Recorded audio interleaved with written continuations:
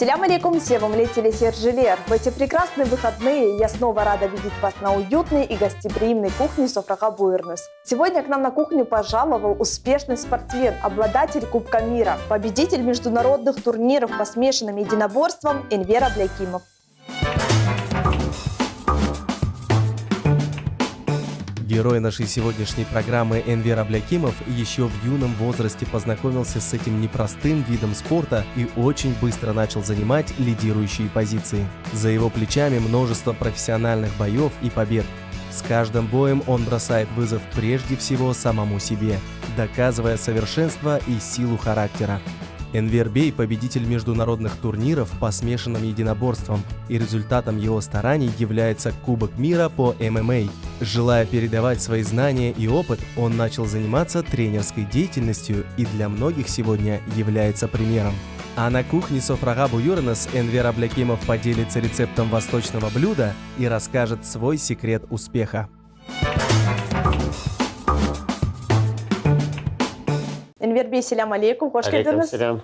Сау, что пригласили. Рады вас видеть у нас в гостях. Я знаю, что мы сегодня будем готовить крымско-татарское блюдо. Мы сегодня будем готовить шурпу. Оно как бы не совсем крымско-татарское блюдо. А какое? Оно узбекское. Ага. Ну, как бы, поскольку наш народ долгое время тесно жили рядом с узбеками, как бы мы переняли большое количество их кухни. Какие продукты нам понадобятся? Вижу, у нас мясо. Морковка, лук, болгарский перец, помидор, острый перец, картошка, ну, соль и приправа специально для шурпы. Мясо у нас говядина, но знаю, да. Можно еще готовить из баранины. Из баранины, да. Но это по вкусу. Мне на самом деле больше нравится говядина. Я думаю, и то, и это вкусно. Для начала погрузим мясо в воду. Так, ставим нашу кастрюлю на плиту и ожидаем. Воду надо немножко подсолить. Теперь начнем готовить овощи. Мы начинаем с нарезки. Я сам возьмусь нарезать лук, а вы нарежьте морковочку. Хорошо. Лук нарезаем полукольцами, тоненько, а морковку, в свою очередь, толстыми кусками. Идеально. Энвер Бей, на сегодня вы успешный спортсмен, занимаетесь смешанными единоборствами. Расскажите, как вы вообще пришли в спорт? Вы знаете, пришел в спорт просто, по веянию. Всю жизнь нравились вот эти фильмы всякие, там, про Джеки Чана, про восточные единоборства. И вот эта романтика меня привлекла. То есть никто вас не приводил в спорт, вы сами решили? Нет, пришел я так. Я жил в селе Тарахташ. Там, к сожалению, секций никаких толком не было. Так, ну вы все-таки нашли ходы и выходы. Да, мой товарищ Али, он говорит, там секция восточных единоборств в Судаке открылась. Говорит, пошли туда. Мне как-то это так интересно стало, и я пошел. Это была секция Киокушин карате, и я начал заниматься там. Пришел туда, как бы записался, пришел родителям, поставил их перед фактом, так сказать. Перед фактом, да? Разрешения не спрашивали? Они, в принципе, поддерживали меня во многих... Сколько лет вам было? 12, по-моему. И так начал заниматься. Потом мне это все дело захватило. Все началось с карате вообще? Да. Друг, с которым вы пошли, он сейчас тоже занимается спортом? Нет, или он забросил? Он бросил примерно через годик. Надо же. Вот. Я вам скажу, примерно 90% тех ребят, с которыми я начинал, они все забросили. Как вы думаете, почему? А понимаете, спорт – это такая дисциплина, его надо любить, этим надо болеть. Что требует спорт от человека? С полной выкладки. Это у вас нет никакой личной жизни. Нету друзей, нету других работ. Вы даже элементарно не можете устроиться на другую работу, которая будет мешать тренировкам. А как же известные спортсмены, у них тоже нет друзей? Такие же спортсмены зачастую. Думаю, в этом плане вы умело все совмещаете. Потом со временем учишься это совмещать, но на первых этапах я, к сожалению, не самый успешный спортсмен был и не самый талантливый, поэтому это требовало очень много труда и очень много времени. И у меня все время уходило там на уроки и на тренировки. Хорошо. То есть 12 лет вы переступили порог спортивного зала. Что вы испытывали в эти моменты? Какие цели были перед вами? На самом деле был просто интерес. А что ж там происходит? Да? Как таковых таких целей супер больших не было. Я увидел, как человек там ногой в голову достает. И я такой думаю, вот бы так научиться. А мне, к сожалению, я до пола руками доставал с трудом. Потом со временем научился. Потом я смотрю, там ребята Украину уже выиграют. Я такой думаю, вот это круто. Мне, наверное, мне, наверное, такого никогда не добиться. Я на тот момент даже Крым ни разу не выигрывал. Потом постепенно добился. Молодец. Но потом все-таки вы специальность тоже выбрали, исходя из своих желаний. Знаю, что вы поступили в КФУ. Факультет физической культуры и спорта. Я там отучился 5 лет. Выбирал я его тоже, да, по той причине, поскольку меня спорт привлекал, я всегда мечтал быть, тренером, как бы строить такую карьеру спортивную. Близкие вас поддержали в этом? Да, как ни странно, вот Почему, как ни странно? у нас у многих крымских татар есть болезнь, то что что спорт, какие деньги с него, это ничего. На что будешь семью кормить, да? Да, на что будешь семью кормить, иди или в умную какую-то, тебе там голову отобьют, да, там. Взрослое поколение, оно так рассуждает. Да, я я в свое время еще достаточно хорошо в школе учился, и родители еще надеялись, что я буду там юристом, инженером. В эту сторону вообще не смотрели, да, даже не заглядывали? Все равно не сильно далеко отошел. Я все-таки на педагогическом отучился. Я даже год отработал учителем физической культуры и спорта. Это по просьбе моей матери, так сказать. У меня просто мама учительница в школе. Ага, вот И история. еще до мамы у меня там поколений 6 педагогов, целая династия. И я ее чуть-чуть продолжил. Да, главное не прерывать эту цепь. Да. Она продолжалась. В принципе, я сейчас тоже педагог, разве что не в школе. Я, насколько знаю, откуда династия начинается, в Румынии. У меня один из предков мечеть построил, его там медресе было, и он там преподавал. Угу. Интересная история, я об этом не знала. Что ее никто не знал. Вот дорогие телезрители теперь тоже будут знать. Хорошо, Энвербий, вы поступили на факультет физической культуры. Как развивалась ваша физическая подготовка? Либо вы забросили спорт, либо вы это делали все параллельно? Как сказать, выбрал лишь по той причине, поскольку там не требовало сильно большой выкладки на учебе. Например, если я поступил, к примеру, в медицинский, такой факультет, на котором фактически надо учиться с полной выкладкой. Физвоз подразумевает в себе спортивные результаты. Если у тебя есть спортивный результат, то и тебе и по учебе помогает, в принципе. Это все нормально совмещал. Я знаю, что вы попробовали себя и в боксе, и в карате, и вот в смешанных единоборствах. Почему вот такое ассорти получилось? Да нет, в боксе я себя не испытывал, в кикбоксинге как-то один раз выступал. Ситуация какая? Вот смешанное единоборство, оно и подразумевает в себе объединение всех дисциплин. И мне всегда было интересно выступать, попробовать там с борцом побороться, там с боксером, так сказать, побоксировать, тем самым развить свои какие-то слабые стороны. Например, я хоть и начинал с ударной техники, с карате, но у меня борьба всегда лучше шла. И для того, чтобы подтянуть ударную технику, готовился на тайский бокс в свое время. Тренировался специально у тренера по тайскому боксу, чтобы подтянуть аспекты. Пытались всячески развиваться, да? Да. Помните ли вы своего первого тренера? Конечно. Недавно его с днем рождения поздравил. Каждый преподаватель, каждый тренер чему-то обучает. Вот что вы взяли от него, от самого первого? Он врезается в память. Первый тренер – это мой Шевкет Бекирович Халилов, тренер по Киокушин карате. Он мне привил, так сказать, любовь к спорту. Он меня сильно не грузил на самом деле, не требовал от меня многого. Я такой сам в собственном соку развивался. То есть базовые какие-то такие моменты. Да. Некоторых людей это отталкивает от спорта, когда ты на него сильное давление оказываешь. На меня такого давления не было.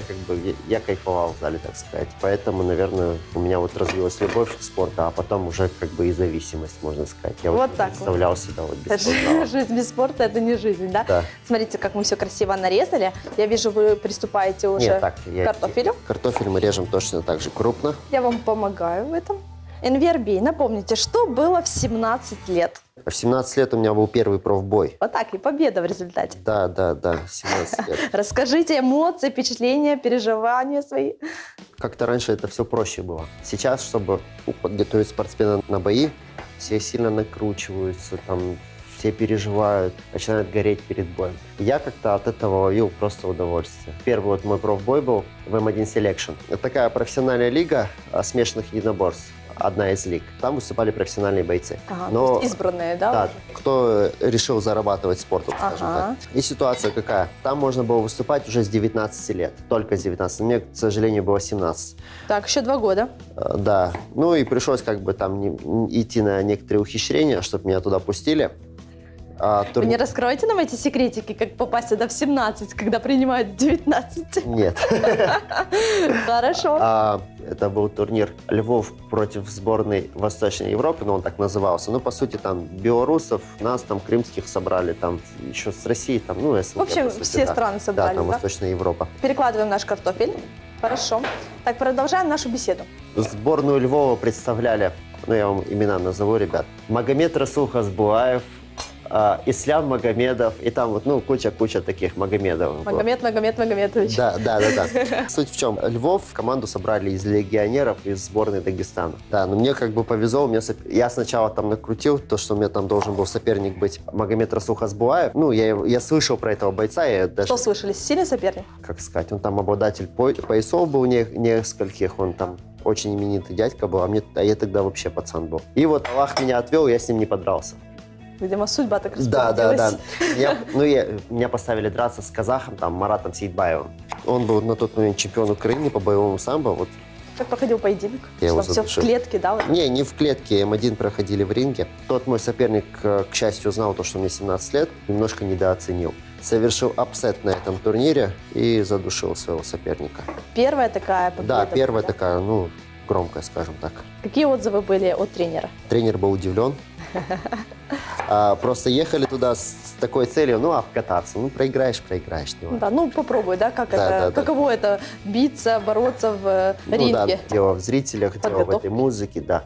Нет, ну, даже вот... Атмосфера. Да, профессиональный бой — это немножко другое, это не любительский турнир. Тут немножко нужен другой настрой. Вас выбивает из колеи вот эта вот обычная музыка, все такое. Инверби, отвлекают ли вас музыка, овации, аплодисменты? На самом деле нет, я как-то уже научился абстрагироваться и как-то и сразу от этого отвлекался. Я всегда был настроен на бой. Это внутренняя подготовка, какая-то самодисциплина, да? Ну да, это у кого как. На некоторых это сильно влияет, на некоторых это толком не влияет. Сугубо индивидуально. Да. Каким был второй бой? Ну, потом я Кубок мира выиграл. Кубок мира. Вот так тихо говорите, Кубок мира. Тут надо кричать, Кубок мира. Легко ли удалось завоевать этот кубок? Тяжело было готовиться, а завоевать не так сложно. А почему было тяжело готовиться?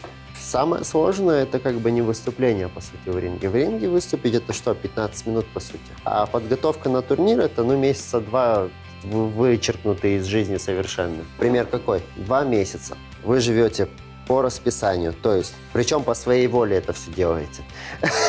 Вы с утра встаете, идете на тренировку. Так, тренировка важный аспект. Сон. Никакого общения с друзьями, поскольку тупо нету времени. Ну, максимум. Чтобы не отвлекали. При 2 тренировках, 3 тренировках в день просто все остальное время уходит только на сон, еду и все. Питание тоже, думаю, ограничения есть. По питанию. Когда начинается весогонка. Весогонка тоже адская вещь. Ненавижу весогонки. Почему? Во-первых... За короткий промежуток времени нужно что-то совершить? Принцип какой весогонки? Это скинуть большое количество веса за короткий промежуток времени, а потом за сутки после взвешивания его восстановить. Это, думаю, стресс для организма, да? Вот я, к примеру, вот на последний свой бой, когда вот в 2016 году у меня был, сгонял 8 кило. Как этот процесс проходит? Я гонял за 3 недели. Первые 2 недели просто не ешь сладкое, мучное, соленое. То есть ешь все невкусное. Вы любите сладкое? Я очень люблю сладкое. Так сложно, думаю. Да, и вот, представьте, соленое, опять же, соленое что у нас? Это шашлыки, вот тоже нельзя, жареное, например. Я очень большое внимание уделяю еде своей, я очень люблю вкусно покушать. А что именно любите покушать? Шашлык, манты, наверное, все, что... Все, что готовит жена, да? Мама, жена. Обычно для чего спортсмены гоняют вес? Есть определенный лимит весовой категории. Вот есть 65, следующая категория 70 килограмм. Так. Спортсмен весит 67, это в идеале. В 70 ему он легкий, а 2 кило подогнать. Есть ребята, которые перескакивают через несколько весовых категорий. Соответственно, он весит килограмм 70, он сгоняет в 60 килограмм. От этого техническая часть не страдает? А какие от этого он получает бонусы? Взвешивание проходит обычно за сутки до турнира. Получается, он сгоняет вес, обычно это делается водой. Для чего диета соблюдается? Для того, чтобы убрать лишний жир. Это теряется обычно, я худой, у меня теряется килограмм где-то плюс-минус. А следующее, сгоняется водой. Человек, соответственно, обильно потеет, пьет мало воды, и он теряет до 5 килограмм веса. Соответственно, после взвешивания он начинает обильно пить воду, делать некоторые процедуры. Все так серьезно? Да, и вес практически восстанавливается на процентов 70. И, соответственно, он потом имеет преимущество физической силы над своим соперником. А вот техническая часть мне интересна. А техническая часть, она в голове. Мотивация, подготовка психологическая. Набор навыков. Набор навыков – это если у него техника откуда появляется? Если он 150 раз один прием повторит, то, естественно, у него будет техника. Так, я вижу у вас в руках помидор. Легким движением руки повторяю за вами. Почему я люблю готовить шурпу? Шурпа готовится легко, Все надо резать крупно. Как часто готовите? Готовлю сейчас я очень редко. Я как женился, я практически разучился готовить. Я думаю, что иногда балуете семью мясными блюдами. Конечно, назовем эти дни праздниками. Праздник семьи. Энвер Би, а что такое ММА? ММА – это смешанные боевые искусства, он так и переводится, расшифровывается. Mixed Martial Arts, смешанные боевые искусства. Это вид спорта, который включает в себя все боевые виды. В каком году вы пришли в этот вид спорта? Не помню. После карате? Даже не после карате, я совмещал некоторое время с карате. Потом еще открылась секция смешанных единоборств в Судаке. Ага, там же где вы занимались? Да, называлась она Харахаплан. Тогда вы и перешли, думаю, да? В это? Я не полноценно перешел, я совмещал. Там просто дело в том, что, смотрите, тренировки вот в той секции смешанных единоборств были вторник, четверг, суббота. Так. А в карате были понедельник, среда, пятница. А я хотел тренироваться каждый день, и получается... Так и получалось, да? Да, и ходил и туда, и сюда. Хорошо. Чем вас привлекает именно это направление? Оно всеобъемлющее. ММА, как вам сказать, это такой вид спорта, который вмещает в себя все виды спорта, боевые. Борьбу, удар, бокс, карате, там все вместе. В нем много места для творчества. Меньше рамок, да? Меньше запретов, получается?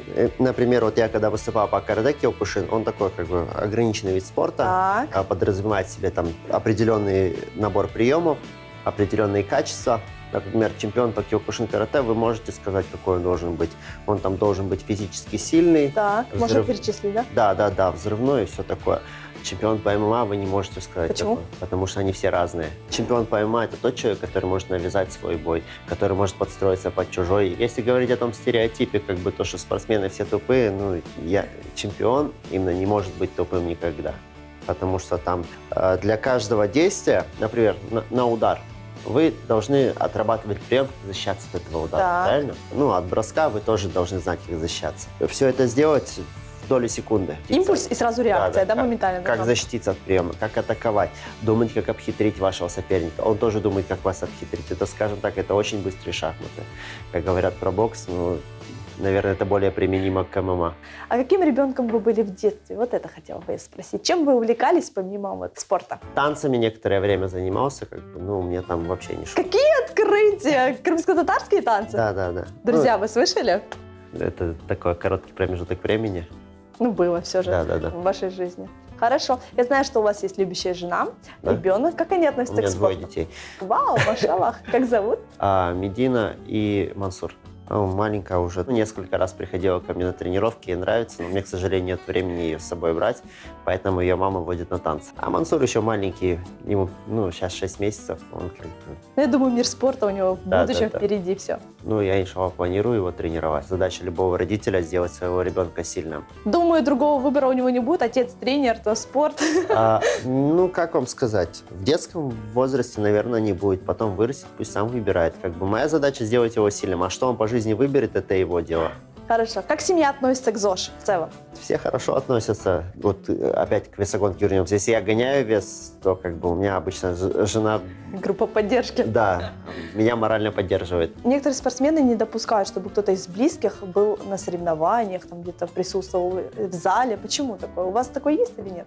Это лишние переживания. На самом деле, мне как-то всегда все равно было. Просто у папы никогда времени не было со мной ездить на соревнования, поэтому я всегда ездил один. У меня отец первые разы только на мои профбои ездил, уже когда я уже по профессионалу выступать начал. Но это влияет, когда кто-то из близких сидит в зале? Мне приятно, когда ты выиграл, и вот тут бабашка стоит. А если проиграл? А я не проигрывал при бабашке. Вот так вот.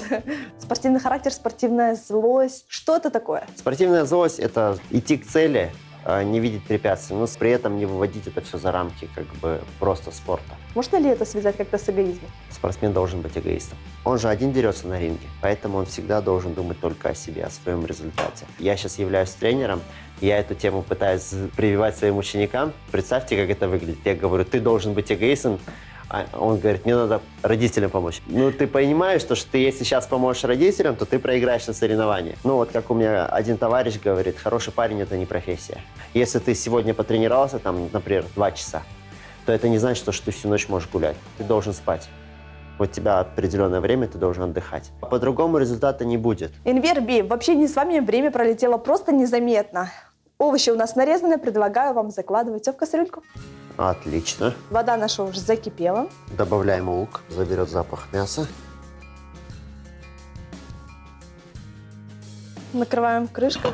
А тем временем я хотела бы спросить, как вы пришли к тренерской деятельности? Сначала я просто планировал этим немножко подрабатывать для того, чтобы мог вести спортивную карьеру. То есть это был первый стимул, да, материальный такой аспект? Для того, чтобы быть спортсменом, нужны какие-то деньги. Так. А работа около спорта – это как бы самая лучшая работа, в принципе.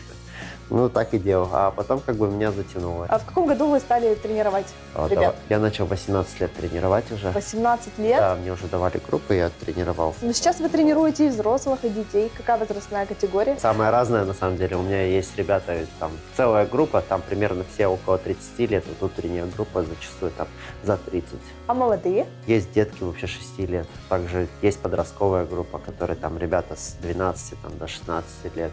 Есть смешанная группа, скажем так. Они считаются взрослыми, но по сути там группа с 16 лет и выше. Хорошо. Вот вы как тренер, что скажете? 6 лет – это не молодой возраст для спорта? Смотря для какого. Для этого вида спорта, я считаю, как бы сначала нужна просто общая база для того, чтобы как бы у ребенка была развита ловкость, гибкость, координация. Это можно сделать и в любой секции, к примеру, акробатики. А вот уже с лет 8, я думаю, ребенок уже начинает осваивать и приемы, и все такое. Я думаю, с лет 8 надо приводить. Хорошо. Что зависит от тренера? Очень много. Набор знаний, потом дисциплина спортсмена, взгляды спортсмена. Тренер – это второй папа. Который сопровождает, обучает, тренирует. Настраивает. Ты, будучи тренером, ты знаешь, из-за чего спортсмен переживает. Ты знаешь, как его успокоить. Индивидуально нужно знать каждого человека. Да. Хорошо. Вот вы что скажете? Как отличить хорошего тренера от, так скажем, непрофессионального тренера? Если не брать документацию. По результатам. Хорошая работа дает свои плоды. Да. Энвербий, как часто проходят тренировки? У всех по-разному. Есть ребята, которые тренируются для себя. Каждый преследует свои какие-то цели. Да, каждый преследует свои цели, вы правильно сказали. Смотрите, есть, которые преследуют какие-то достижения в высшем спорте. Есть, которые просто хотят добиться определенного уровня. То есть выступить один раз на соревнованиях для души и так. Есть просто люди, которые работают, но хотят заниматься физической активностью. Чтобы быть в тонусе, в форме. Да, да? И любят единоборство. Давайте возьмем категорию, которая вот именно настроена профессионально. Профессионально занимающиеся спортсмены тренируются от 6 тренировок в неделю до 12. Действительно, нужно освобождать себя от всех дел, от общения с друзьями. Интернет вообще-то, ВКонтакте, об этом во всем забываешь. Да? Самое время добавить морковь. Смешиваем. Вслед можно и добавить и картошечки. Я думаю, самое время добавлять болгарский перец. Красота. Красный, желтый, просто идеально. Энвербий, интересно узнать, отличается ли подготовка физическая, тренировки, стремление к спорту вот в вашем поколении, в вашем детстве и вот у нынешней молодежи? Существенно отличается. Чем отличается? Смотрите, сейчас больше возможностей у спортсменов. У нас не было возможности столько выезжать на соревнования. Такие тренировочные базы, как сейчас появились, раньше их не было. Есть один минус. Существует много соблазнов, которые отвлекают от тренировок. Взять меня, я вообще был из села, поэтому как бы у меня особо других перспектив не было и других как бы развлечений не было, я только тренировался. А при этом мне многие там приходят и говорят, ну вот я своего сына не отдам в бои, мне он умный нужен. Я говорю, я с вами разговариваю, заикаюсь по-вашему, говорю, или как-то меня подергивает, или еще что-то такое. Или отклонение какие-то, да. Это ни о чем не говорит. Умственная составляющая, надо развивать, книжки читать элементарно. Для меня примером является Александр Карелин, 3-кратный олимпийский чемпион по греко-римской борьбе. В свободное время он читал, очень грамотный, у него очень поставленная речь. При этом он был непобедимый борец. А сейчас ММА, он стал такой, скажем так, медийный вид спорта, и многие создают, скажем так, образы. Вот как образ Конора Макгрегора. Он распространил ММА. Благодаря вот Конору Макгрегору, например, я уверен, что вы знаете, что это за спортсмен, да. Все видели, да? После боя с Хабибом. Если вы не знали, Хабиб Нурмагомедов точно так же дрался у нас в Симферополе в цирке. И как бы никто про это... Об этом никто не знает. Да, про этот факт никто не знает, потому что сам по себе Хабиб Нурмагомедов это, естественно, личность, но он личностью стал благодаря тому, с кем он дрался. Я не являюсь фанатом Конора Макгрегора, но все-таки положительные вещи он вел в ММА. Сейчас вот на Западе популярен трэш-токинг. Скажем так, раскрутка интереса к бою. Вот когда спортсмены начинают развивать какой-то конфликт, все такое, когда вы не смотрите просто на этот бой как на спортивную составляющую, а вы как на финиш какой-то истории, финиш какого-то конфликта. Состязание, что интересно, да, интрига какая-то. Вот самый известный, говорю, для нас Хабиб с Конором. У нас, как вы думаете, будет развиваться это направление? В наших странах, в наших регионах он сейчас развивается, но, к счастью, не так быстро. Так, Энвер Бей, смотрите, какая у нас красота. Все. Добавляем следующий. Добавляем ингредиент. помидорчики. Возьмем чеснок, раздавим его немножко. И добавляем сюда, да? Замечательные специи для шурпы добавляем. У нас финишная прямая. Так, мне уже не терпится презентовать наше блюдо телезрителям. Обожаю специи. Да, я заметила. Поэтому кидаю их немного. Особенности острого перца. Нельзя его резать. Если мы его сейчас порежем, он передаст всю горечь. И кидаем таким образом, он просто передаст, так скажем, пикантность. Насколько мы оставляем? Минут 5, я думаю, будет достаточно. Хорошо. Энвер Бей, осталось еще подождать совсем немного, буквально пару минут. Достаем перец наш для того, чтобы презентовать наше блюдо. Отлично. Дорогие телезрители, вот, собственно, результат наших стараний. Прекрасная шурпа украсит любой праздничный стол. Я думаю, у нас все получилось. У меня уже чуть-чуть текут слюни. Да, я думаю, блюдо получилось просто изумительным. Вы ожидали? На самом деле нет, я давно не готовил. Энвер Бей, чох саулнус, что пришли к нам в гости, поделились замечательным рецептом шурпы. Да, мы всегда вас рады видеть. Саунус. А теперь мое самое любимое. Ваши наилучшие пожелания нашим дорогим телезрителям. Мои пожелания развиваться. Развиваться во всем. В спорте, в науке, в культуре. Знать свой язык, знать свою культуру, знать свою историю. И это только сделает нас сильными. Замечательные слова. Очень было приятно сегодня готовить вместе с вами. Дорогие телезрители, наша программа подошла к концу. Желаю с уверенностью идти к своей цели и никогда не останавливаться на достигнутом. Это была программа «Софрага Буйрнус», а что твоего сын Корышкенджи.